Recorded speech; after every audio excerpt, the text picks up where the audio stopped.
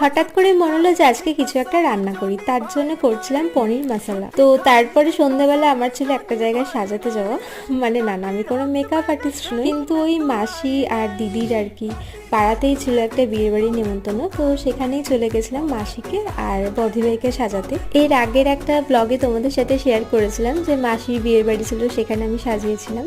তো এখানে আমার বর্দিভাইকে সাজানো পুরো কমপ্লিট, তো তোমাদের সাথে একদম পুরো লুকটা শেয়ার করলাম। তো ওর তো ভালো লেগেছে, সেটাই ও এক্সপ্রেশন দিয়ে বোঝালো।